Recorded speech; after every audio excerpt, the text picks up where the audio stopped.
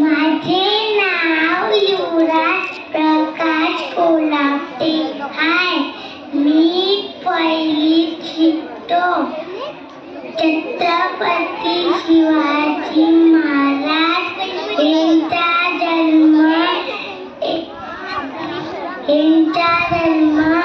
19 February 1630 रोजी पुणे जिल्ह्यातील शिवनेरी किल्ल्यावर झाला.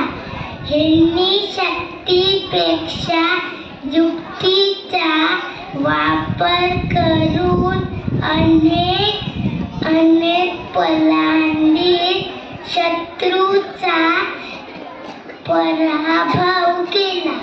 Thank you.